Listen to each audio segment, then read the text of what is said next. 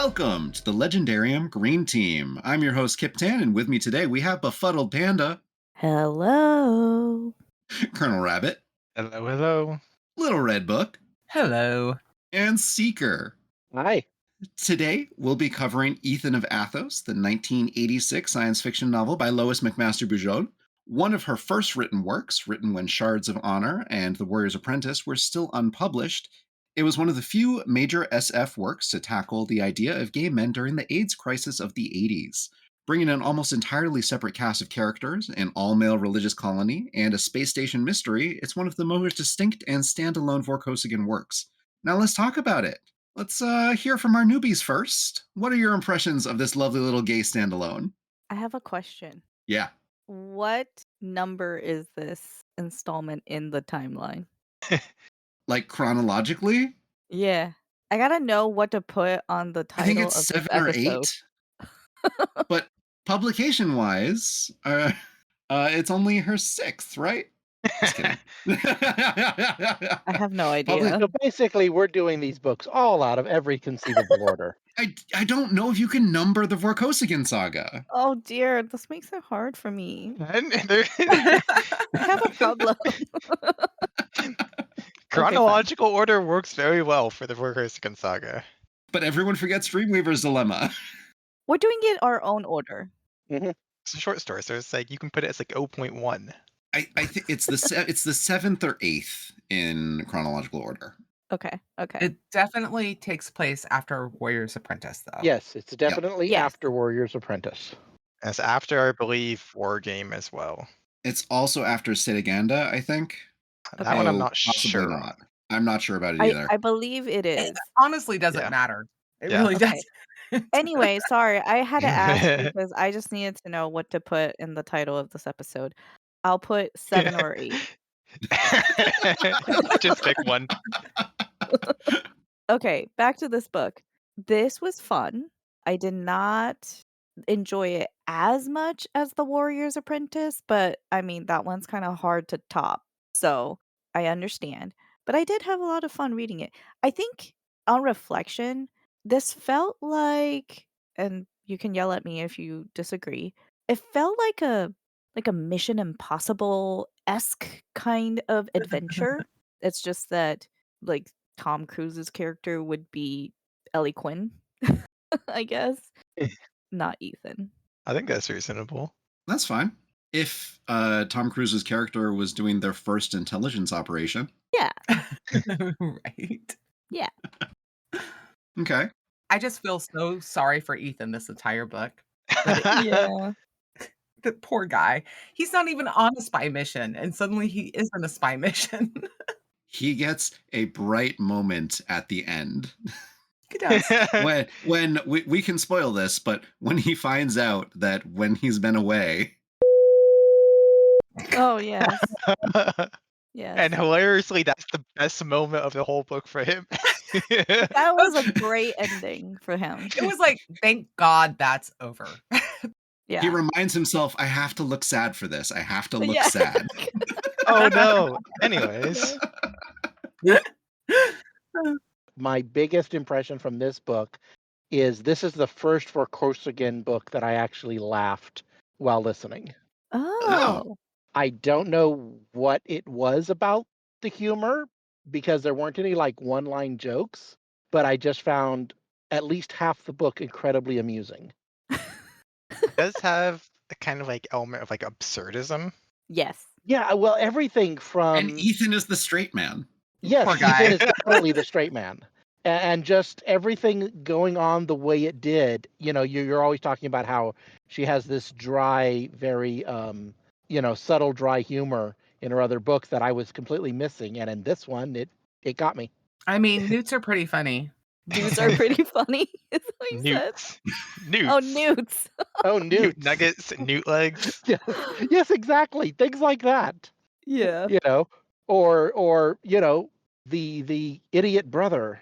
You know. Oh my God. That Yeah. Or guy. Techie. Yeah. Yeah, poor Techie too. Okay, but Techie should have known. You know what? I will say, I think part of it is it's less of the I mean, she still does her humor through dialogue, but Mhm, there's also a lot more situational humor, I think. mhm. So maybe that's And even just Ethan's general sense of almost he almost comes across as a cross between Mr. Bean and Inspector Clouseau. Just Oh, completely clueless and stumbling into, as Ellie put it one time, you're the best stalking Stalking horse horse. talking I've ever goat. had, Sucking or goat. yeah, Yeah. yeah, Actually, that's a great stalking goat. description of Ethan, I think. She said stalking goat. Yes, Yes. yes. Yeah. But Oh my you're God, I just It's caught good. that. Way to mix your metaphors. Yeah, okay. That had to have been intentional oh, yes. because it's stalking horse and scapegoat, so he's the both of them put together. Poor dude. I'm telling you. Um, when you said Mr. Bean, I was thinking of never mind. I forgot. Let's go on. Pee Wee Herman. Maybe. Oh my god. I Oh, know he's dear, not Pee Wee now that's a Herman. different image. Yeah. No, I'm thinking, Mr. Bean as in Rowan Atkinson. Yeah, Yeah, yeah. yeah, yeah. Yeah. Ethan is a solid, respectable member of society who keeps a calm demeanor He's a and scientist. Hmm. he likes his nutrient fluids, the perfect color of yellow. Hmm. Yeah. Very particular. Has strong opinions between optimum and minimum growth phases. Yes, he's a bit OCD to say the least. I feel like in the way that Miles seemed older Uh-huh. in Warrior's Apprentice than 17, he seems younger than 27. I think he's 27. Uh-huh. He seems Yeah. like this kid. He's just like wandering out into the world and he's like, "Oh my god, there are bad people out here." They're a Well, and it woman. makes sense. Yeah. No, it It does. does. I'm Yeah, it Wait a definitely minute. makes sense. There are bad people, men who are bad people, and women who are nice. yes. Yeah. I mean, basically he grew up in a monastery, even though it's not celibate, or there are Sure. celibate parts of it, but basically he grew up in a monastery. He's No, never met a he woman. grew up in a cult, not a monastery. Yes. Oh, fair enough. Fair enough. Yes, who believe that all women suffer from the evil of Eve's sin or something and are Yeah, yeah, out to yeah. contaminate all humans. And Right. They are the vessel of sin and they infect men, and you yeah. must get away from them as far as you possibly can. And somehow that translates into him assuming that all the warriors in the world are women. Yes. Yeah, that was a good one. Like, So huh? you're atypical, is what you're saying. I think you're gonna have to put another spoiler notification on this one, Panda. No, no, we're fine so far. Everybody knows that. It's Oh, very man. upfront about the planet he comes from. Yes, Yeah. yes, yes, yes. Yeah, it's a Yeah. classic 80s planet of hats, and the hat that they all wear is men. Mhm. And what else is classic 80s? Oh, well, we'll get into that in the spoiler section. I have thoughts to say about a certain 80s trend. Mm. Their culture does feel slightly misogynistic. Slightly? Slightly. I'm trying to be nice about it. No, it is explicitly misogynistic. I mean, women are literally the embodiment of evil. Yeah. That is the whole point. However, because it's so explicitly misogynistic, because it took it all the way, it said no women at all, ever. It actually came around kind of full circle, and it did things like reinvent equality of childcare. Right. Yeah, that's true. That's true. That's true. They explicitly budget in something like a fifth of their world's resources, possibly up to half, on just keeping themselves reproducing. Mhm. Yeah.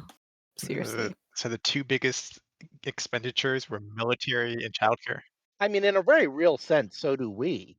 It's just that, as Ellie puts it, Oh, the it's free. cost is factored in. Yeah, the labor is free. Right. We call it women's work. Yep. Taken for granted. The union got undercut. Yeah. Oh, the union. Yeah. I mean, that is an interesting commentary, though, on just the male female mentality, because Ethan says no man would ever do that for free, raise a kid for free. Yeah. Are you going to ask us repeaters what we thought? I was about to. Okay. Just there. I'm just going to put in a quick aside that I've read some books on feminism, and some authors feel the need to say, hey, if you want to see what an egalitarian relationship looks like, look at gay men, because they have no sexual dynamic between the two of them. So everything that they do has to be negotiated from a sex neutral standpoint. As a former stay-at-home mom, I didn't mind the women's work, to be perfectly honest. Sure. And that's a valid standpoint. I'm honestly not sure if my wife would have let me be a stay-at-home dad. That's fair too. Doesn't I think doesn't trust you with the kids. At I think that age, no. Now, yes, but not back when I was in my 20s. I think the importance is like people get to choose if they want to be a stay-at-home parent or not, and if they don't Mhm. want to, they have the option to not. Which is something that should be discussed during the dating phase. Not, oh, we're pregnant. Who's going to stay home with a kid? Ideally, yeah. The number of people who put off the idea, just the whole idea of, do we want kids, until after the marriage phase is astounding to me. It really is. And I had a friend Yeah. who was I mean, they're still together, but she really wanted kids and he didn't. And Oof. they had to work through that. Which we'll save After this they for were spoilers married. because this is part of the book. That situation arises in the book. Yes, it does actually. It does. Okay, repeating people. Veterans. I enjoyed this book so much more than I remembered enjoying it. I remembered it as an aside to the story, which it kind of is, but Which it is. it's so much fun. It's really a lot of fun. It's funny. There's action adventure. It's a spy book. I think Mission Impossible is a perfect analogy. Panda, Oh, you thank are a you. genius. Like the whole thing with the newts just killed me. And it keeps coming up. And it's so funny. And yeah, it was maybe a little more than Mission Impossible. Yeah, The yeah. comedic stylings of Helda. Oh my Oh, gosh. God. Yes. Yes, actually. Helda was a riot. Mhm. Okay, where would you put it in your Vorkosigan ranking? What quarter of the books? I would still put it much lower. It's still at the bottom, but no, actually, I mean, I agree with that. the Red Queen and Gentleman Gentleman Joel. yeah, Gentleman Joel. That's the lowest, but yeah, it's still the second lowest. But they're also good. So that's like saying, do you like Coke or I don't know. I can't think of one else. Yeah, I can't think what's of your an what's your analogy. preferred soda? Right. Yeah, exactly. I like Diet Coke and I like Diet Dr. Pepper. Two very different flavors, but sure. But I still like them and it depends on the mood. Yeah. Mhm. That's But fair. yeah, it's still the second worst, which I hate saying. Okay. It gets a 3.5 to 4 stars from me, which really depends on if I'm rating it as a book that I would read today or rating it as a book from the mid 1980s. Fair. I think it's fun. It's in my bottom quarter of Vorkosigan books. There's only a few that I would place below it. Falling Free, Gentleman Joel and the Red Queen, possibly Cryoburn, Yeah, maybe. and Flowers of Vashnoy. That's a novella, right? Yeah, it's a novella, but it's almost like this is one of her shortest books. As she says, this was in the cargo cult period where we were told that shorter manuscripts would get editors to actually read it from the slush pile. My, how we have come on the other side. But still, it's a fun romp. I had no problems at all finding motivation to read this. I blazed through it in like a day and a half. Mhm. Had a great time. Nice. How about you, Rabbit? I will say, first and foremost, I think this is a great book club book because reading it with like the idea of your head to talk about it with other people makes it Yeah. much more enjoyable. Versus like instead of it just being like, what am I reading? It's like you're gonna laugh with other people about what am I reading. So from that Wait, perspective, his I think brother? Oh, Lord. from that perspective, I think it's great. I mean, you don't have to worry about incest in a gay community. I mean, that's not an issue. They do try to keep it, diverse genetically. Oh, no, Mhm. yeah, but you don't have to Yeah. worry about incest in a gay community because That's true. they're not gonna produce children. You don't really have to worry about incest in any community with scanning. Right. Fair enough. But yeah, I would still definitely rate it in the lower quarter of the books.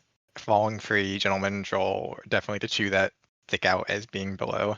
But its absurd nature, it's almost like a meme ability or joke ability can give it some extra points if you're gonna talk about it with other people, I think. Yeah. Yep. Newts. Industrial stunners. I want if anybody out there on the internet can create or they've come across memes based on the Vorkosigan Saga, I want to see them. I'm Oh, not yeah. good enough to create them myself, but There's a bunch. I'm sure most of them would be Miles related. But Most of them are Miles. Though a shopping trip to the capital has quite a few. Oh, I bet. I honestly do think this would make a really fun movie. yeah. yeah. And Yeah. I don't think it would need to be very expensive either. You know, Mhm. just because, like, Yeah. I mean, there's they've not been making outer space stuff out of plywood for forever, so. right. Ooh, do it old school Doctor Who style. Yeah, exactly. could. exactly. Yeah. Pull old Robbie the robot out of storage. The BBC Hitchhiker's Guide style. Oh, Lord. Oh, yeah. Next thing we're going to be seeing Red Dwarf. Speaking of robots, the cleaning robot that he talks to. Oh, yeah. Please repeat your question, sir or madam. Yes. Lady Sweden did ask us a question that we were kind of trying to answer, but we didn't explicitly answer. Do we want to do that? Sure. It's the one about why are we reading Ethan of Athos at this point in our read through and not later? I wanted to get one of the weakest books out of the way because this was definitely my choice to read it now. Mm, It was one of the first books that she wrote, and so I wanted to follow her publication/writing career through Vorkosigan more than I wanted to follow internal chronology. oh, okay.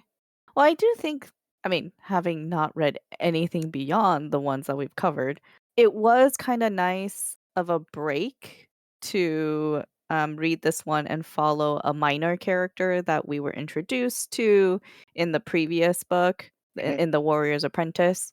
Also, just like, it is like a bit of an interlude, but there's also more world building that's happening. Yeah. And I don't know, the next one that we go into, I don't know if it's going back to Miles or not, but And it gave us a glimpse into Beta Colony's reconstructive surgery. yes.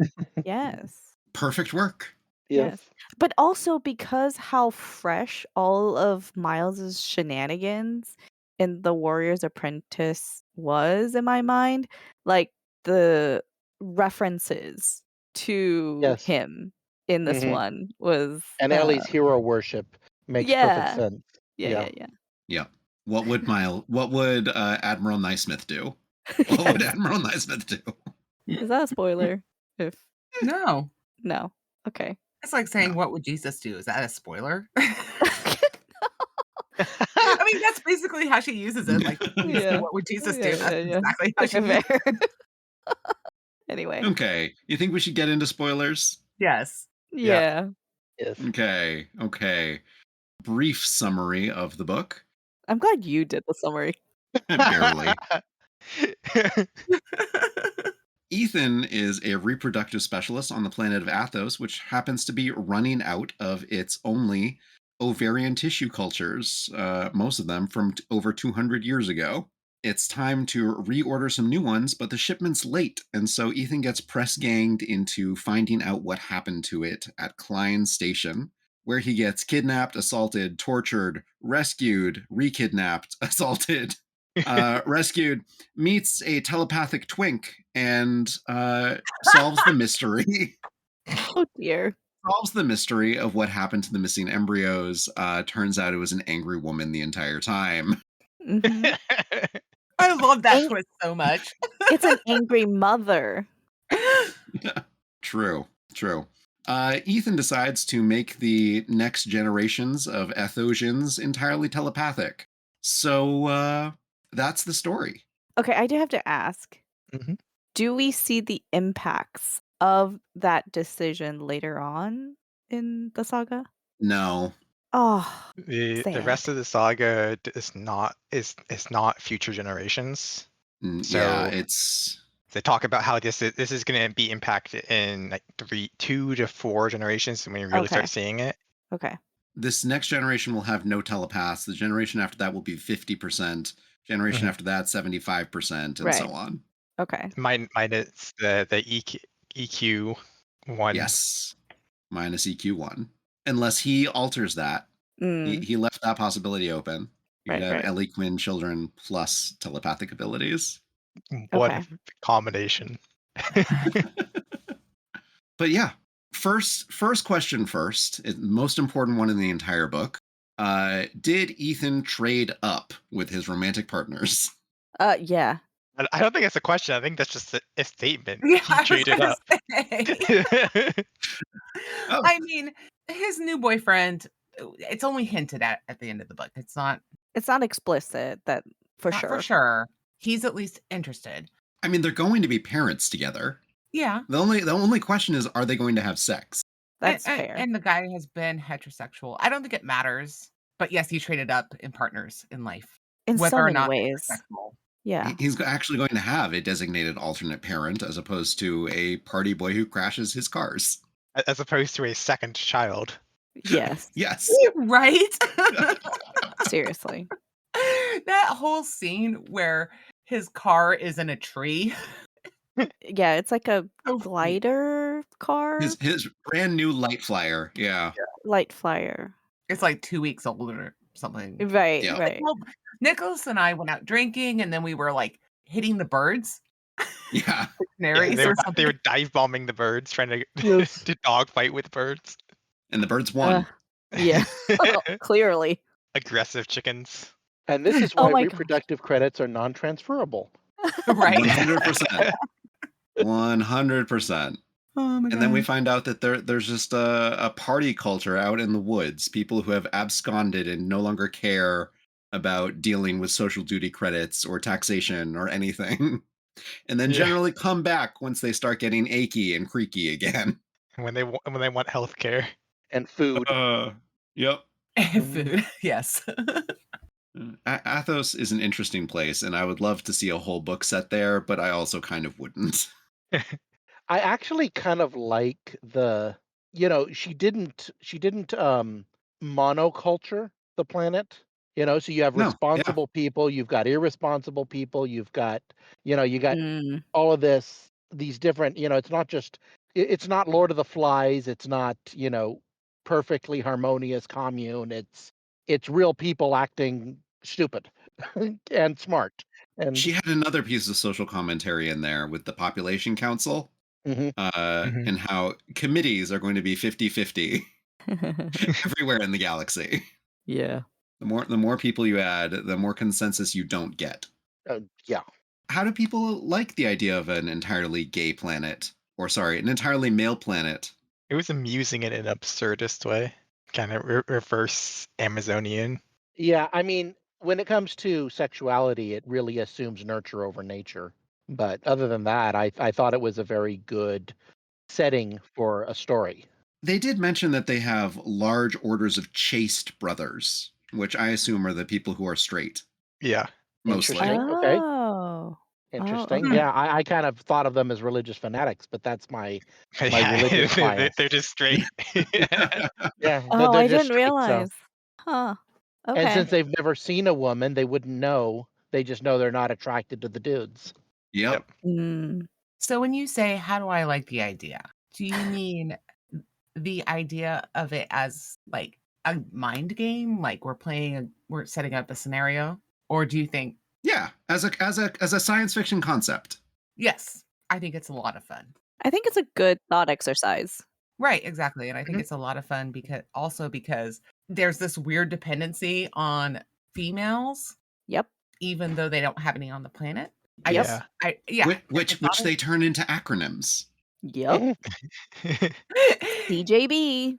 just a little misogynistic. I'm just saying. But anyway, but no, it was a fun thought experiment. I enjoyed it. Which there is an appendix to this story, which shows the bloodlines of the CJB, Oh, Mhm. okay. and she is an ancestor of a certain Naismith Baton. Wait, what? Basically, she's one of Miles's ancestors, Oh, one of Cordelia and Miles's ancestors. that was not in my copy of the book.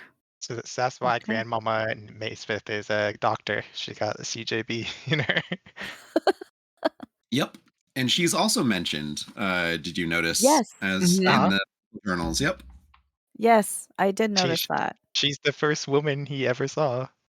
Yep. It's like We're just contraband material, and it's like these scientific journals. Yeah. Mhm. Unedited. I can't look at it anymore because like the evil woman thing will happen to me. Yeah. Explaining female reproductive organs. I mean, have any of you read the Diggers by Terry Pratchett? No. No. It's part of the Bromeliad trilogy, and it's about these gnomes. But the funny part is the story takes you into this department store where you've got a bunch of gnomes basically living medieval Europe style existence. Okay, maybe I And have. the scribes don't let the women learn how to read because their heads will explode. And it's something that you just said reminded me of that really strongly. I think going into this book, like understanding this is Lois McMaster Bujold, I trust her with the handling of this kind of topic and the social commentary that she would be making. And also because this is not the first Vorkosigan book that I've read, I also know that, she can be quite humorous. And also like the veteran readers here, the way that you guys have talked about this book, it made me go into this book with a positive approach, and I think that Mhm. helped the reading experience overall. If I were going in with a more negative approach, I don't think I would have enjoyed it as much. Or just a blank slate. How did you feel about that initial paternity visit at the rep center with the farmer who was like, I need the CJB? Yeah, that was definitely like a time. I mean, I get it, like why, but again, like I trusted like the Yeah. author and how she was handling the topic, and I think she was just To me, illustrating. it came across as very human. Yeah. I mean, that if that, you want a doctor in the community, and if any culture would be predisposed to genetic destiny, it would be a culture like this. Yeah. And so, if you know that a majority of this genetic line produces this, that's what you would go for. And I presume the genetic line that led to majority alcoholics got weeded out or something. There is a part of that scene. Again, yeah, it's totally understandable, but there's a part of that scene that leans uncomfortably towards eugenics. Mhm. Yeah. Yep. And she doesn't it's not really discussed in this book too much, but there is that element floating in the background. Mhm. Yeah, And not in the creepy Nazi way, but in I the mean, yes, in the creepy Nazi way with LX10C, okay, fair enough. LX Terran C. yeah. Okay, yeah. But what I'm saying is that it kind of has that in the background, and it is an comfortable part of the book for sure. But Yep. she handles it well. I think it's a tragedy. One of the tragedies of World War II is that we can no longer talk about genetic dispositions as far as human abilities go in a scientific way without having to caveat everything. There's a I lot mean, of obviously we baggage. shouldn't be, yeah, I mean, obviously we should never be engaging in breeding eugenics programs for humans, but I saw a stat one time that the majority of Olympic sprinters come from this certain part of Africa. And it's like, what do we do with that? Mm. Why are the majority of American basketball players of a similar genetic heritage? I mean, Michael Phelps has a number of genetic mutations which assist him in swimming. And You can say those are unfair, or you can say eh, life is life. It happened. Right. Uh, Now, he has advantages. yeah. And there's a difference between acknowledging that and setting up a system to breed the world's best swimmers. Mhm. Yes, we'll get to Seneganda eventually. Yeah. Oh boy. we got hints of them here. Yeah, Yeah. for sure. And this isn't the first book that has that in the background, because really they have all the gene gleaning that they do on Beta Colony. We already know about that. It's just much more in the foreground in this book. And Right. it's Yep. contrasted against Barry Yar's culture as well, with the Mhm. rune, the Right. fantaside. I had a question, which is, so on Athos, these reproductive engineers, Mhm. they engineer the fetuses to always be male. Is that correct? Yes, Yes. Yes. yes, which is super simple, and we could do that today. Easy. Okay. Just get rid of the X Yep, sperm. you just Yeah, got to get rid somehow of the they X can tell the chromosome. difference between X and Y sperm somehow. Well, I mean, I don't necessarily need to know like the how. That's a better. There's a huge size difference, and it's easy to see with the naked eye. Okay. Okay. I guess that's like a better alternative than, oh, if it's a female, then bite, Yeah. Right. And they even talk about, like, well, we could breed women just enough to get their ovaries. Yeah. And that was actually Uh-huh. super creepy. Yep. Yeah, and then Yeah. they Oh, threw that out. They're like, no, we're not that desperate yet. Yet. Yeah. Let's just get them shipped in. Come on, we can do that easier. There's lots of women out there. They're evil and stuff, but we can maybe go ask for a few ovaries. They're like, we do actually have some like galactic trade, and we can purchase them. Hmm. I do like skipping to the end of the book, how Bujold chose to end the book with Ethan acknowledging the imprint of women on the whole planet. Like, this planet would not exist without women. Yeah, Right. humanity wouldn't exist. Right. Yeah. And acknowledging the importance of it. I thought that was a really sweet moment. Although, how far that goes into like changing their cultures or society's view of women, it's probably not gonna happen. But Yeah, I like that he gets his bestie's ovaries. That's- Not one. that is such a weird sentence. But you know what I mean? He makes this really good Yes. female friend. And he it's not- undersold how many children Ellie Quinn's gonna have on Athos. That's true. I'll give you 100 sons. Which is also weird, because normally a woman would say, I would give you sons. He says, Mhm. Yeah. He's giving her the son. Right, Yeah. right. Yeah. Yeah. And no daughters. Yeah.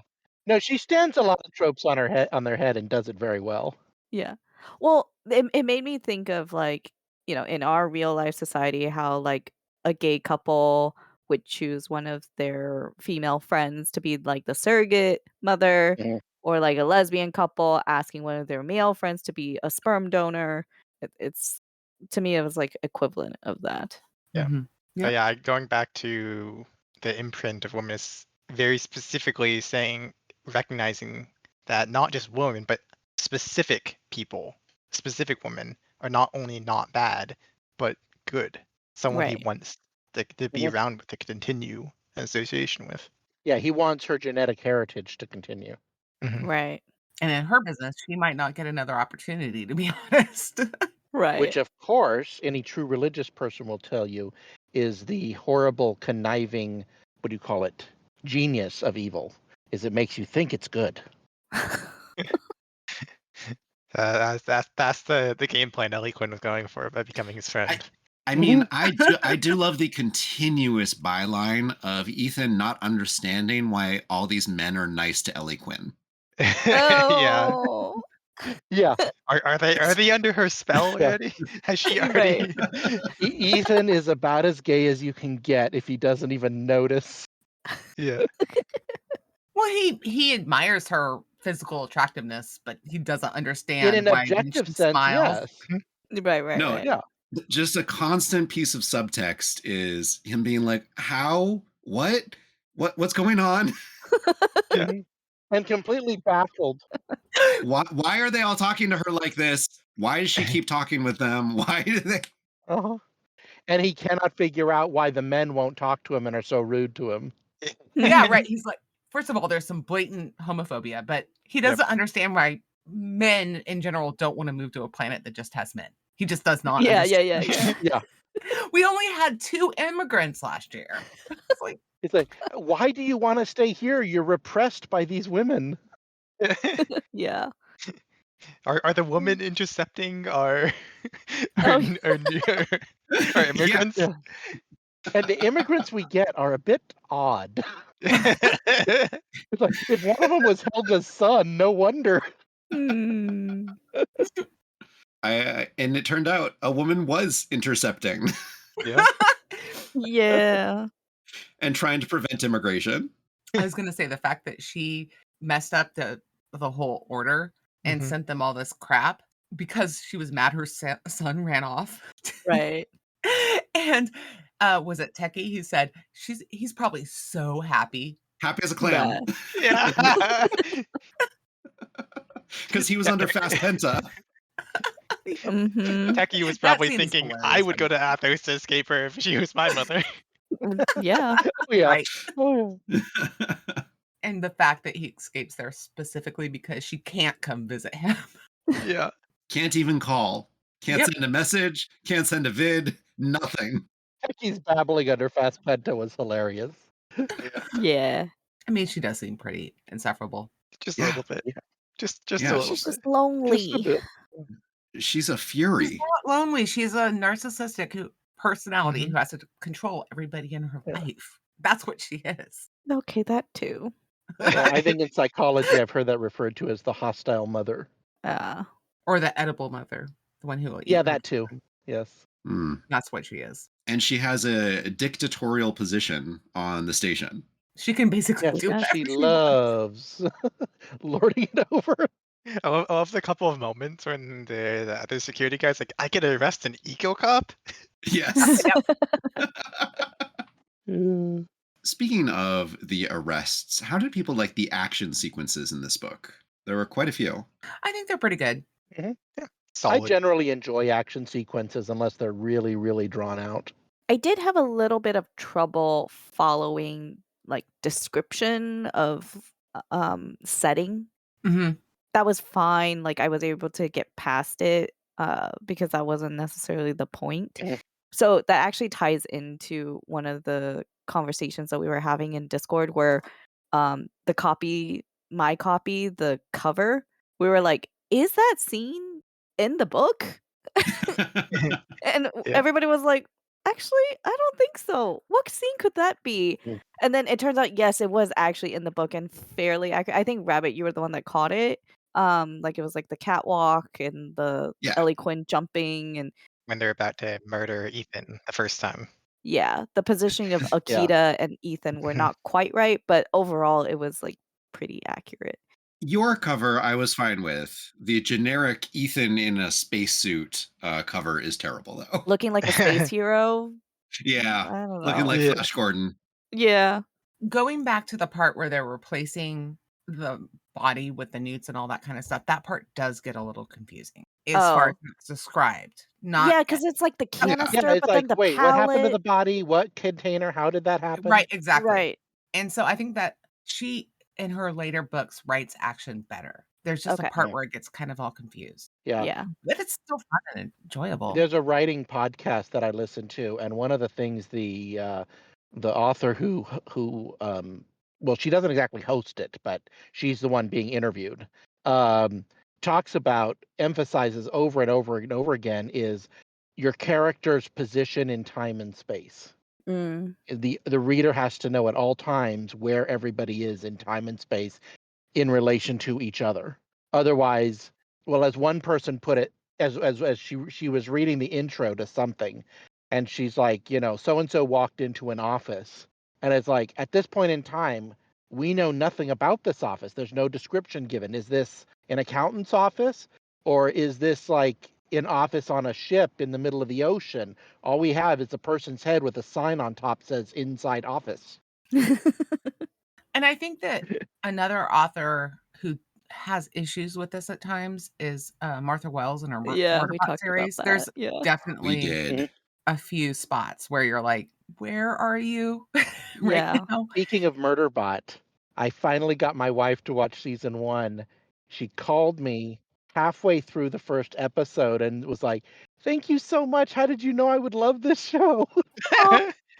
I would love an Ethan of Athos and Murderbot crossover where Oh, Murderbot that would Yeah. be God. definitely. There already was an errata. There was a Captain Errata already. Yeah. That's I true. can just imagine Miles Vorkosigan meeting well, you said Ethan of Athos, not Vorkosigan, but Yeah, yeah. no. I want to see Murderbot have comedy on an all gay planet Oh God. or an all gay commune on an all male planet. Whatever. Yeah. There is no episode of whatever it is that deals with this kind of situation. The Rise Oh, and Fall yeah. of Caesar Thanks, didn't cover Ethan. this. There's no episode. Yeah. Oh my goodness. That would be some good comedy. Some fun Mhm. comedy. But going back to what I said back at the very beginning of the episode, talking about 80s trends, this Mhm. is a classic example of psionic fiction where Yes. telepathy, extrasensory perceptions are tied into some sort of science fiction explanation, not a fantasy explanation. Yes. Right. Did you enjoy that? Do you enjoy psionics in general, or Yeah. do you not like when they intrude into your science fiction? I like Sonics both in fantasy and sci-fi, but I also kind of like the nod to it, the fact that it's magic by saying they were already disproven. Oh, but we're doing it anyways. Stephen King probably really kicked that off with Carrie, but the whole, Carrie's not science sci-fi. fiction. Yeah, well, it's Yeah. more fantasy horror, I think. Yeah, but I mean like psionics in you've got Star Wars, which is basically psionics or magic in science fiction, and it was a whole. You're right. It was a real big thing of the '80s, and I think it evolved out of the the CIA and Soviet experiments trying to develop psionics, and a lot of people thought it might actually happen. Yeah, a lot of people did think it might eventually happen. Was that MK Ultra? Yeah, one of the things. Okay. And there's no real convincing say, hey, the brain's electrochemical signals, those can travel over distance. Why can't they be interpreted over distance? Well, I mean, you've already got that a little bit with I believe that I heard that they are able to monitor the dreams of mice or something like that somehow. We can actually see the visual imaginations of people nowadays with a close enough fMRI and EEG. Wait, Okay, really? so Yeah, you can reconstruct with a computer what a person is like seeing / imagining. Wow. it's just our brains aren't set up as receivers. Although visual is slightly different than actually Yeah. thinking. The sensory areas of the brain are much more straightforward than things like cognition or memory. Oh, I see. Okay, yeah. But this means that they will soon be able to implant things like sensory data that is artificial into our brains, and we will interpret it as real. They already do. Most of the companies that do such have gone bankrupt, but there have been several products on the market that interface with real patients and give them things such as sight back. Oh. There's like an implanted camera that you can put in a fake eye that will give someone vision again. I've heard of those, yeah. And then they went bankrupt and they cut service. But that's not the same as giving somebody a memory. No. No. And it's also the issue of signal to noise. Terrence can't see deeply buried memories. He can only see surface thoughts. And we That's can true. currently see surface imaginations. So we're pretty close. Ethan is saying suddenly every single bad thing I've ever done is at the top of my head. Yeah. Uh-huh. And also him thinking about undressing Terrence. And Terrence is like, oh my God, this is the most wholesome mind I've ever seen in my life. Do you remember the episode of Star Trek TNG that dealt with this? When Picard and Dr. Crusher got telepathically linked? Vaguely. I remember the episode of Buffy that went into this. Okay. I don't remember the one of Buffy. But one of the things Picard said was how it must be extremely difficult for true telepaths to sort out the real thoughts from all the random stuff that constantly flows through Mm, our heads. You know, Yeah. all the words that we stop ourselves from saying, right, and, you right. know, the imaginations that we do not act on. Hmm. The intrusive thoughts The that I id. have. Yep. I actually think that being a telepathic spy would be terribly it would be inefficient because like you guys were saying, there's so many just random things that pop into your brain. Yeah. Like Mhm. you'll be walking down the street and be like, "Did I leave the stove on?" Or, "Gosh, my mom really bugs me." Right. Things like I that. think it's like all forms of intelligence. It's 90% crap, which is I've why s- after something happens, they look back through and go, "How did you miss this?" Like, because it was buried in 500 other things of equal probability. Yeah. I've Right. seen Tumblr posts about like ships with telepathic crews who have a token human aboard, and they use them as a jukebox just by mentioning songs and having them played in their head. Oh, that's hilarious. Oh my god. It's like, hey, human, never gonna give you up. Oh my gosh. Also, like, what about non-humans? What about, like, animals? Do you get their thoughts too? And I guess, like, whenever I see this in science fiction, like X-Men, for example, that's a pretty popular rendition, of Mhm, this kind of thing, or like Babylon 5, where, they have a whole school or program where they train the people to mhm, block out thoughts, and or it's like there's some sort of constraint, like, oh, they have to be touching the person. mhm. Yeah. Well, they have to be eating tyrosine. Yeah. Yeah. It's also mentioned that Terrence did go on significant amounts of training. Right. Mhm. His training left him unaware of the concept that he was a child. Yeah. Yeah.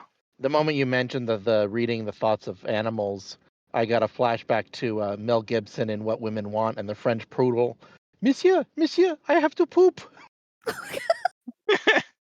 What I got a flashback No of idea. is, Oh, you've never Mercedes seen Lackey's that? book. What? No. I No, have I have not. seen No. it, but that's my Oh, flashback was to Mercedes Lackey, the fairy godmother, and she drinks the dragon blood so she can hear the animals, Oh, and yeah. most of mm, the animals are running around saying, "Mine, mine, mine." Right, right.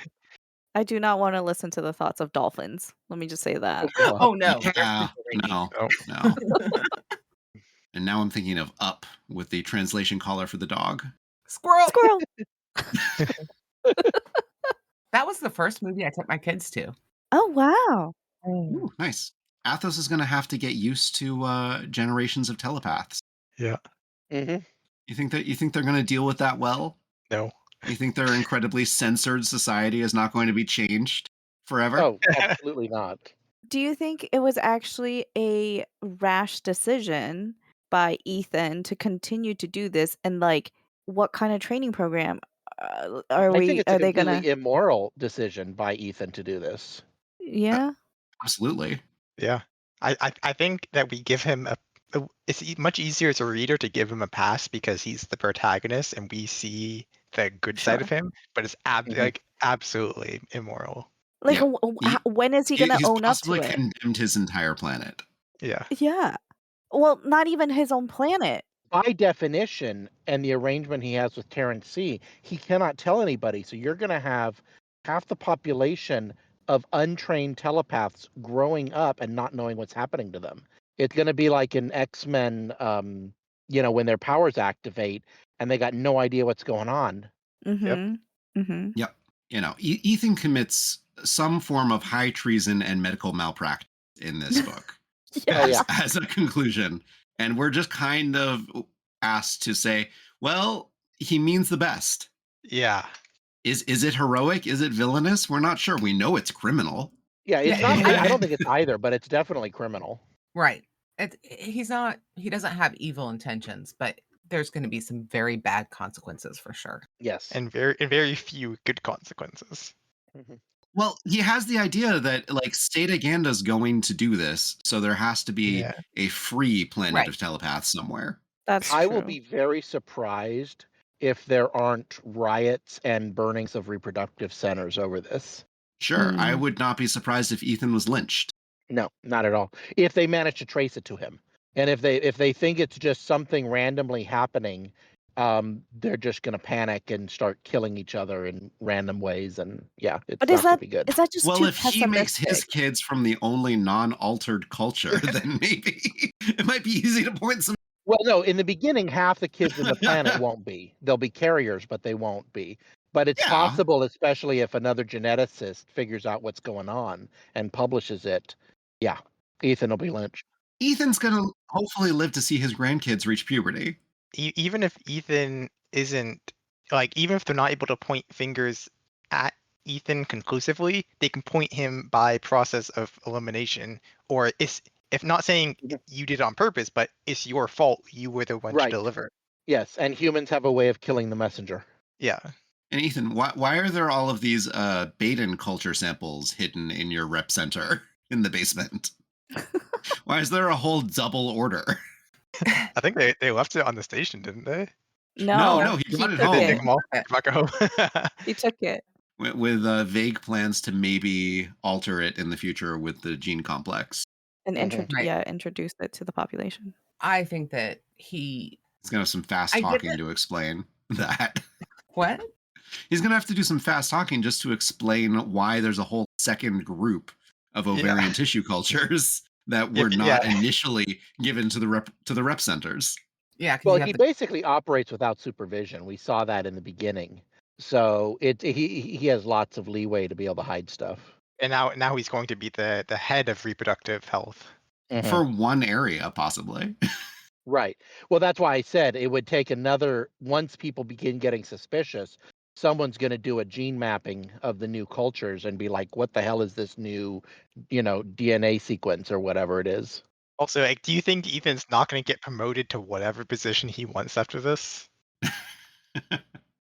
I mean, he was already in line. He was already going to do pretty well. Okay. Now, just for clarification, we never visit Athos again in these books. We do not. Correct. Okay, so all we're doing is speculating. It's all speculation. Yeah. And we certainly don't visit it the 20 to 60 years down the line that it matters. It would require, Mhm. yeah. Yeah. Maybe they just self-implode and she never thought to visit them again because she's like, well, I just unleashed chaos. But I mean, he does, as far as the morality, there certainly is a point to the fact that the Cetagandans have already developed this technology and they still Yeah. have the information, even though they don't have Terrence. So, Right. Yes, they Yeah. know it's possible. And they did it I once before. believe that what he is doing is for the greater good of humanity in the universe. But yeah, we can count how many things have been done for the greater good that, Didn't pan out. or just had extremely negative unintended consequences. He had a shower thought and he committed to it. I guess what I'm asking for is what's the business plan here? What is the 5-year plan for What's for the He doesn't have 100-year one. plan? There Yeah. is no 100-year plan. plan? He absolutely does not There's no have one. plan. Okay. Yeah, I mean, his plan is literally just have telepaths that aren't beholden to a single government. Right, Mhm. right. I think more his plan is, I got a cute boy and I want to live and take him to my planet. And this is what I have to do it. He's got like a 26-year span of time to plan. Yeah. Like- yeah. I think he also has a crush on Terrence C and is hoping Terrence Just will a come to the planet with That's him. what I'm saying. His You plan is, think? there's this cute boy. He's Like, in I think No, it's but, like- pretty explicit. he could have wooed Terrence to the planet just by taking Janine's cultures alone, not editing the sequence into every culture. Right. Well, he didn't edit it into every culture at the start. They were already edited in by House Baraputra. Yeah. And without doing the swap, I guess. Yes, without doing the swap. Like He could've- just putting Kudos to you for being able to say that house name. Baraputra. It's not hard. It's a I real just that's saw- a real name. I just saw a bunch of letters. I just call them the Cetagandans and leave it at that. That's the Jackson They're- Hole. They're Jackson Holers. They're not Oh, sitting right. Yeah, you're right. Hmm. Okay. Really? Yeah. I thought that they were Cetagandans. House Baraputra is a Jackson's Hole corporation. Yeah, the ones that did the gene editing for Terrence C Colonel were Millisor Jackson and Hole. Captain Rao are Setigandan. Correct. Yeah. Yeah. But the people in the fancy silk shirts that show up at the end and start trying to kill Ellie before negotiating with her that like half payment's fine. Those are House Baraputra. Right. Mhm. Okay. Do we want to try and answer Lady Sweden's question about the two cultures' approach to population control? I think we kind of did, but Which yeah, two we can cultures? also weave that in. Barriar and Athos, I'm assuming. Beta and Well, Beta. Athos. Beta colony. Oh, Beta Colony and Athos. Yeah. Checked. Well, Athos is underpopulated. They're limited by the amount of basically tax revenue that can be diverted to childcare subsidies. Yes. But they're pretty similar in terms of population control. They both basically say we have a policy where you need government approval to have a kid. And Right, how but many Beta kids? Colony is limited by square footage per human on their planet, and Athos is as well. Athos is limited. Well, no, he says how much of the planet is Mhm. not populated. How much of it is Yeah. just hasn't even been terraformed yet. Yes, but the terraforming is also a large cost. Right. And it's not completely done. It's not even close to completely done. It's less expensive than terraforming Beta. Yeah. Well, on Beta Colony, what I see is we can't. Our planet cannot support more people. On the other planet, what I see is our tax base cannot afford to create more people. Sure. That would be an incorrect statement about Beta Colony because the planet is perfectly capable. It's just that every square footage is very expensive to develop. Okay. Monetarily. Yeah. But anyways, Because but it's it's also Beta Colony's all underground, right? Exactly. So every piece of colonization has to be excavated and then built, and and then also you have to do like all of the weather-resistant surface installations, and you have to Mhm. do atmospheric scrubbing and all of that. Whereas Athos has a breathable atmosphere, but the soil is incompatible with Earth organisms, so you have to Right. fix that, and that's a lot Mm. cheaper to do than all of the difficult stuff you have to do on Beta. Right. So the main limiting factor on Athos But is Beta's economy is much larger, much yes. larger. It's also more efficient. Mhm. It's just a more efficient economy. But I don't think that Eh, It also has a much broader trade network. yeah. But regardless of yes. the reasons why And they're as every limiting good population, Ferengi will tell you, trade, trade is good for wealth acquisition. they're still doing the same thing. Where yeah, they're I think basically it's the saying same. you I know need there's a government approval to have a kid, and we can tell you how many kids you can have. I think I would probably pick betas because they don't discriminate against women. Because you're a that's different than population control. I'm Uh, not moving to Athos anytime soon, okay? It's like Well, you no, can't. You're forbidden. I yeah. know. I do think that between the two of them, they're very similar. Like the reasoning, the process, it's very similar. Like, Beta, you have to get the license. Athos, you have to get the social duty credits to be able to even become a parent. So I think it's actually quite similar. Yep. Well, it is and it isn't because yes, there is that. But I'm just talking about in their general approach. Athos, the goal is more kids, but only to people who will actually are decent citizens as parents. Mhm. Whereas on Beta, just the impression I get reading about it is we already have reached our limit, and all we need is to replace what we have. We cannot let it exceed. And so, in a population that can naturally reproduce, I think the emphasis is different than on a population that requires medical intervention to reproduce. I think I that's don't fair. think Beta aims for zero growth. I just think they aim for a very low growth rate. Yeah. Yeah, Well, fair enough, but I'm talking about close. Yeah. the attitude. The general attitude is on Beta is restrict, and the attitude on Athos is as many as we can afford. Yes. Yeah. Yep. Yeah. Sure. I think that it's the same both ways, to be perfectly honest. It's the same sort of Is this rationale. a what do they say a something without a difference? Yeah, I just Distinction without a difference. A distinction without a difference? I think there's a pretty big distinction there, and I think you've hit it fairly squarely. Athos devotes way more of its budget towards reproduction than Beta Colony does. Yeah. Well, Beta devotes a lot to it, but they also make money off it by selling it to other people, other cultures. Well, Beta has a huge industrial capacity. Right. Yeah. And scientific capacity as Yeah. well. Yeah. And of course, Barryar just lets nature take its course. Yeah, they don't have birth control or population control. It's women's Well, work. It is. Yeah. I mean, there's that whole scene where, like, Cordelia suggests using an endocrine replicator for Miles before the accident, Mm. and everyone's like, "Oh, it's terrible. You need to carry this child in your womb." Right. I think it was Peter, She- right? Well, I mean, it's even basically said that if she weren't in one of the noble families, it wouldn't matter very much. But for Right.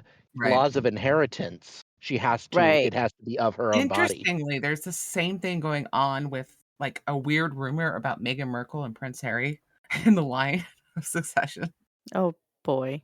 Uterine replicators? Boy. No, some people think that she had a surrogate, and if she had a surrogate, her Ah. children would not be in line to the. Interesting.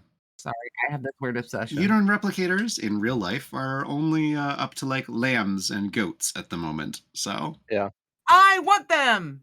I'm just saying. I love my children. Being pregnant sucks. It's like the worst thing ever. I feel like they did a Grey's Anatomy episode on it, on a bipolar doctor who wanted to go forward to human trials immediately. Oh wow. No. Let's not do that. Do we want to answer this question? Lady Sweden says Bujold really leans into space station culture and values in this one, changing the perspective on us. How well does she succeed, and did she get anything quote unquote wrong in your opinion? Bonus. Would you be a vegetarian on Klein Station or eat the proteins? I am not one to shun the excellent work of a recycling system. Yeah. Mhm. I'd Yeah. eat the newts. We drink million-year-old dinosaur piss every day. That's a fair point. Yeah, exactly. I mean, do we think that nobody has ever died in a field before? Yeah. Well, I mean, it's like we also are like, if you're on a space station, you're recycling everything, right? It doesn't matter if you're eating meat or not. We actually had a very interesting analogy to this in LA a few years back, because Los Angeles was going to install a 100% efficient water treatment plant and then pipe it back into the city. Uh-huh. And this is essentially done all over the country already. It's just that they dump the purified water into a river like the Mississippi, and then downstream they pump it out and purify it again before it goes into the taps. But Oh. the opposition to this program labeled it toilet to tap. People got grossed out, and it went nowhere. Yeah, I find that kind of attitude just annoying. Yeah. It's emotion based rather than actually thinking it through. And Sure. see, what I will say is I understand the ick factor. I 100% get it. There's a part yeah. of me that gets it. But I mean, I understand why on a satellite where you had a very enclosed space, why you would play to that emotionalness. Mhm. You know what I mean? Because it's a very tight society and there's like not a lot of escape valves, so to speak. Mm. Does that make sense? But I feel gross when I hear it, even though I know in my brains it's not gross. It's fine. The water I'm drinking from my tap, somebody already peed out somewhere. Yeah. Yeah. Many someones. Yeah. Yeah, but I do think she does a pretty good job with the culture. Like they would be very neurotic about fire and waste and all that stuff. They would. Yeah. And I love how she says the bodies are actually decomposed and then used for fertilizer, which to create the grass or whatever it is that produces the oxygen, which is Yeah. then eaten by the newts, and the newts are then processed into food. Whereas other protein waste is just processed directly into basically protein bars. Mm-hmm. I thought they did steaks. It not directly into protein bars, for example, but they did say that it's a higher class of organic feedstock. Right. Mhm. It's not stripped down into base elementals. It's a refined organic soup. Mhm. Whereas humans are stripped down completely into base components. Yeah. Right. That scene where she's taking all the parts out of the guy who's like 150 years old or something, like Yeah. all his hip Yeah, she's a joints and butcher. like Mhm. all the artificial stuff that's in his body. Like a Also, kidney over here. Yeah. yeah, do you want to watch? Very funny. Very funny. There's a I mean, that's a job, the disposal of human remains, which currently has a large amount of theft in it. Oh, Really? Because things like hip joints are made out of expensive metals. well, yeah. Somebody's used pacemaker makes it into your heart. Mhm. And why we don't recycle them or even just pull them out after the cremation, I don't know. They have to be melted down to become sterile again. Well, yeah, but it's still a valuable metal. And crematories have legitimate methods to recycling that metal, based on the crematorium. Okay. I assume they were just stuck in the urn with the rest of the ashes. But there's not always a good record at the crematorium, like which person has a hip implant. So if you can say, oh, no, this didn't have a hip implant, nab the implant, sell it on the side, you can make a couple thousand extra bucks. So this makes me wonder, because my mom had a hip replacement. Should I own the metal in her hip when she dies Oh, as an inheritance? I mean, I would argue, yes, you should. Yeah. Your crematorium might make you sign that away. Yeah. I didn't get it. I never thought about it. I never Wow. did it till just now. Dang. Yeah, if you're next of kin and you inherit all her other assets, why not? It's like the gold teeth and the fillings. Yeah, grave robbers, man. It's a long history. It's a very Why long anyone was history. ever buried with their Just gold ask fillings intact, Frankenstein. I'll never know. Dang. Because humans are weird You know. about dead bodies. According to Bernard Cornwell, the English troopers in the Napoleonic Wars carried a pair of pliers specifically to loot the fillings. Oh, wow. And soldiers are going to be soldiers. Yeah. I did really enjoy this spaceship setting or space station setting. Thank you, because we get very little ship. Yes. As opposed to the previous book, which was more spaceship and then installation thing on a planet. And what about Yeah. the inherent xenophobia Yeah. of the space stationers? Dirt suckers. Did you like Yeah. that epithet? You know, and Ellie's constantly, no, I'm a stationer. Like I understand it. That's not to Mhm. say like, oh yeah, that was so I approve of it. Well, yeah. But yes, it's understandable. Most prejudice are understandable when you understand the origin of the prejudice. Yeah. I actually kind of do approve of it. You There's do? a very good reason for prejudice against Earth because they tend to be careless with resources. Right. There's that, but you can do that without being prejudiced. You can Well, true, acknowledge a without being fault mean. without being a prejudice. Do you want to know how many bad names for outgroups every in-group has? Yeah. There's a I mean, lot. every in-group has bad I names. didn't attend high school, but I can guess. No, when I say I approve, my point is not that they should be mean and think they're bad people. It's more that they should be like, hey, person from a planet, here are the things, and this is why we do them. Sure. Do you understand what I'm But saying? also, Like, but understand how exhausting that is to tell everybody every time. Well, not just that, but knowing humans, at least 50% of those humans won't even read it. And a 50% of the ones who do won't remember or follow. They'll just act in their habitual manner, like try to open a window or something stupid like that.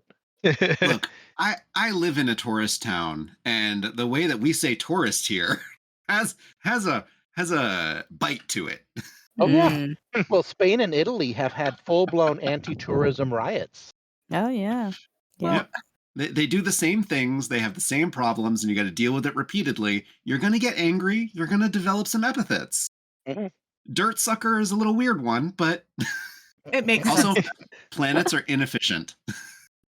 Well, I mean, my dad grew up or went to a small town college, and they called all the girls in the town townies, Okay. and it had a certain edge to it. as Mm. in ladies that we can pick up, basically. Okay. So, I We mean, we had townies, but I think the time I heard them most, the time we used the word townie the most at my college was when they were doing the naked quad run, and the townies would come and ogle every college person who was running naked around the quad. well, I mean, in fairness. Like, why are you running naked in the quad? It was stress relief before finals. It was a Oh, Oh my tradition. gosh. Did I okay. mention I this have is a in December in Massachusetts? Oh, okay. There's there's a very similar dynamic, but I've only seen it from the flip side in Tijuana with the military people who come down to blow off steam in TJ. Right. And there's a certain group of local young ladies who, you know, trying to get an American husband. I don't know what their goal is, but let's just say the servicemen are generally guaranteed a good time. Uh-huh. Oh God. I mean, I mean, that's human nature. It's been going on for a bazillion years. one of the Mhm. terrible books that I recommend every so often for people looking for terrible books Okay. uses the lovely phrase, the protagonist has a woman in every port in every storm. Oh, what is this book? Actually, do I want to know? I don't. I am not recommending it on a Vorkosigan podcast. No. Uh, But back to the main question of stationers. Stationer I culture. yeah. I think I love she it. does a great job highlighting the actual culture while Uh-huh. also emphasizing the fact that stationers, while they're going to be overall neurotic, you still can get people like Techie who are like, yeah, Quinn's a friend. I want me to spend the rules for her. Mhm. Note that they also had derogatory terms even for themselves. They had docks and locks as like Yeah. meatheads. Yeah. If you're Oh yeah, wearing in groups red always have coveralls, in groups within them. Oh, yeah, for sure. I get to arrest an eco cop. Right? Yep. I mean, that's just people. She writes Mhm. people Yeah. really Yeah. well. No, and she does it very well. It's something I'm beginning to appreciate about her writing. Oh, good. Is she writes people very well. And it's also like what we talked about before, like she doesn't need a lot of words to sketch out a person. No, Her Mhm. writing is quite it does a lot of showing. she's got some good Mhm. shorthand. Yeah. Mhm. Like one of the examples that I noted about just like how efficient her writing is that scene where Ethan at the beginning, has to have that conversation with this father, and the about the fetus not being viable, and it's just in such a short span of words through dialogue. Bujold was able to show just like how awkward they both felt about this meeting. Mm-hmm. Mhm. I mean, how would you feel if you'd started growing out your paternal beard and then all of a sudden you found out you don't actually have a baby? Yeah, I know. But I mean, it's just like she does such a good job of being able to show it so quickly and effectively. Mhm. Yeah. And that conversation is legit tear jerking for both Ethan and the father Yeah. of the child. I mean, they're both heartbroken that Yeah. this embryo was whatever, and died. Mhm. And Mhm. it's just, I mean, you really feel for them, and you feel for the situation. It also helps you understand the world that Yeah. they're on. And also just like Yeah. how much this father like effort, right? He put Right. in to getting this child. Mhm. Yeah. But but like you were saying, in a few paragraphs, we understand the situation this world is in. Mhm. Mhm. I do find funny that she chose chickens for Athos as like the birds. So I don't know if you guys know, but there are a ton of chickens in Hawaii, particularly Kauai, and they're just like all over the island. Like not Are you necessarily owned by talking people. like Are standard they size feral? chickens or the wild size, which are like really small? The standard chickens. Full. Okay. Wow. Yeah. Yeah, yeah, yeah. So, basically the saying is or the story goes that there was like this big hurricane that hit Kauai, and like all these chickens were just freed and let loose because of the hurricane, and Mhm. nobody like either tried or could recapture them, so they're just Wild. free. They're just free. You Do they go have to any a natural beach. predators? No, they don't. Oh, So Lord. you just go to a beach, you go to a restaurant that has outdoor seating, you just see chickens all around you, and that's how it is. I So presume it's legal to catch and eat them. that I don't know. You go I to a don't. I restaurant that's got chicken on the menu, and you just see them and walk outside. Forget the menu. That's how I'd bring home dinner. Yeah. You're like, I want that chicken over there. I'll That have one to looks look good. this up. Like, is it legal to catch the chick? I haven't seen anybody do it. Catch us on Discord. I mean, Americans have developed this mentality where we disassociate our meat from the animal. Yeah. But when I was little, I think I was 4 years old when my dad first taught me how to butcher a chicken. And Oh then at our wow. ranch property, I butchered chickens, turkeys, even helped butcher a sheep once. Wow. Yeah.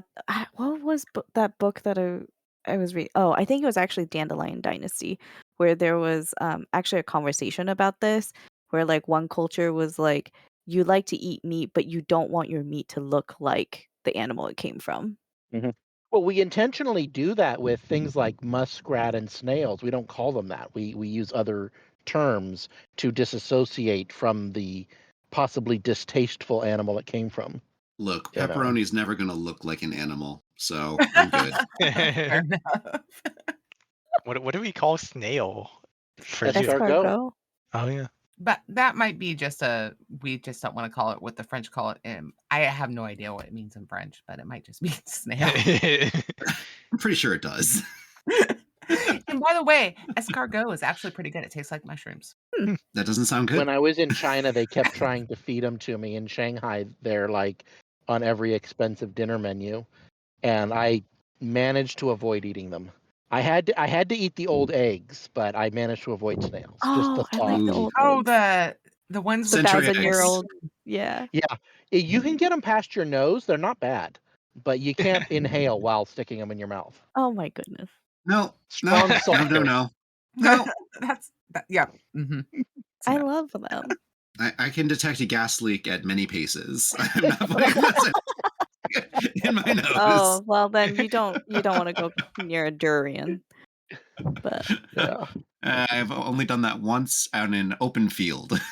What I did love were the tea eggs. You go to the market early, yes. like 9, 10 in the morning, and you've got everybody out there with these rice cookers Yeah. filled with soy sauce, water, anise, and a couple other things, and boiling hard-boiled eggs. And you crack them open, and if it's later in the day, the mixture has infused the white, and it's a really nice, strong flavor all the way through. Yeah. You can get them at 7-Eleven. How much do you think that would go for on Klein Station? They would probably cost a pretty penny because it's like On eggs. Klein Station, they'd make them out of newts. I don't know how they would do that. New Thing is, eggs. they have a distinct lack of chickens on Klein Station. Wait, do newts lay eggs? Newts lay eggs, right? Yeah. Yeah. Okay, so you could It'd do be it with like newt fish eggs. eggs. Okay, newt eggs. They're very different I think eggs. they're closer like Very frog different eggs. from fish eggs. Yeah. Probably closer to. Well, I mean, they're not like chicken eggs, is what I meant. Yeah. Like, with the hard Well, shell. No. Okay. Then Newt no. caviar, maybe. Yeah. New tea caviar. By the way, caviar is super gross. I'm sorry. I've had it twice and it's gross. I think it also depends on the Preaching the quality choir, of Red. caviar. Yeah, I had it worked at a once. very Didn't care fancy for it. seafood restaurant. I've had quality caviar. and It's very salty. Mhm. Yeah, What was the plot we're talking about? Where are we? Who are we? I was trying to get us back to the economics of Klein Station, which I can talk about forever. But Engine. But we're also going very long. Well, economically, they make most of their money from as a from trading the wormhole club. access. Yep. Yeah. Panda, weren't Yeah. you saying we're gonna make a shorter episode this time? Because this Did is a we? shorter book. No. Which Oh, speaking of book. Speaking I of, know. how do people like the astrocartography of? No, just kidding. Oh, what? But actually, I just thought of I'll something. say my standpoint. I like that it was a cold, dead sun, and they had to make a space station that fulfilled all their needs. for this trading hub of like 6+ wormhole jump points. As a highly successful, or at least moderately successful trading hub, they have a distinct lack of defensive military infrastructure. Ooh, good Hmm. point, actually. True. At least we don't see it. 100%. Yeah. I do wonder if they have some big guns on the outside that we just don't see. Yeah, because the way it's described, a band of down on their luck pirates could take the station. Yeah, Yeah. but would Ethan know what to even look for? And we're But seeing no. it most of your hits. But also how long would the down on their luck pirates keep the station? Right. Every That's the government. question. Are they sovereign? Are they a sovereign station? Or are they under the protection are. of some They form are of a sovereign imperial station. something? But They're a also, sovereign station. every government that uses that wormhole has a vested interest in keeping it sovereign and functional. Oh, so it's like There's a brief paragraph about how they've like tentatively been able to maintain their independence, and also it's very hard to invade a space station and keep it intact. Mm. yeah, so they're Switzerland. You don't want to. They stay neutral, and you don't want to invade them because it's a country full of mountains, and you're always going to be trying to take the high ground from. Well, yes, but Switzerland became Switzerland because they invented the long arm phalanx and were basically unbeatable for 300 years or so. Yeah, but still, nobody wants to try and. Maybe take that's what happened before, and now we're just past Well, that. I mean, that's literally why the Swiss Guard are the Pope's guards, because at one point they were the best in the world. Nice. I'm just saying, nobody wants to mess with the Swiss. So they're just allowed to be neutral in World War II. Well, now no, because everybody's got their money stored in the banks. Yeah. There's that too. Maybe Clan Station started out with a strong military supporting presence, and over the years that declined as they just ensured guarantees and treaties with all of their neighboring systems. And somebody can Yeah. write fanfic about it. It won't be me though. Going back to speaking of book, I really like the edition that I am currently reading. So I got the what is this press? NESFW? NESFA press edition of the Vorkosigan books. I don't know if you can get this press edition for every single one in the series, but it's very nice. And also, somebody on our Discord reminded us that you can order from Uncle Hugo's bookstore, which is like Bujold's local bookstore, and you can request personalization and for her to sign your Oh, books. nice. Yeah, There's no so extra costs, right? no extra cost, and actually shipping was very reasonable for how many books I got. I won't disclose that number. I did that for a friend with The Way of Kings. I got him a signed copy from. Nice. Yeah. And Bujold has beautiful signature, unlike other authors. I won't name any, but you can actually see like, oh, that is her name. Okay. Cool. Then I think that's probably where we should end the episode for today. Talking about next up, we will be doing the Mountains of Mourning and the Vor game, I think, is our best bet. But Are we going to do them in one episode or separate episodes? I would like to do them in one episode. I agree. The Mountains of Mourning is just a short. I've got them in the omnibus. Does everybody have that? Because if so, why wouldn't we just do all three? I forget which three stories are in that. The Young Miles. Young Miles. Because we already did the Warrior's Apprentice, which is in the. Is it in? Oh, that's the third book. Yeah. Okay. Yeah. Well, if the third book is the Young Miles, then yeah, Warrior's Apprentice. We already did that one. So. Yep. I just noticed it had 3 and it didn't click. I didn't recognize the name. Yeah, Mountains of Mourning is a short story. Like it's probably included in the Young Miles, but I don't think it's one of the books in Young Miles. Yeah, and Weatherman, which was another short story, was it that one's included in Vor game? Yeah, that's included in the Vor game now. Like it's actually a part of the book, just like the afterwards or whatever it is part of Shards of Honor. Yes. Aftermath. Even though Weatherman was published in 2013 and Vor game was published in 1990. Shout out to, I don't know if this person is still on our Discord, but HK42 and DC Actual for mentioning the Uncle Hugo's bookstore. Okay. Which, thank you. Mhm. Yeah, they both had good thoughts in Bujold. Well, that's our episode on Ethan of Athos. Nice to hang with everybody. And I'd like to thank Horizon Brave for getting this all started, Craig for loaning us his corner of his media empire, and the Jingle Punks for our intro and outro music, Galactic Damages. This has been Kyptan, and thank you, all my lovely co-hosts. Bye. Bye.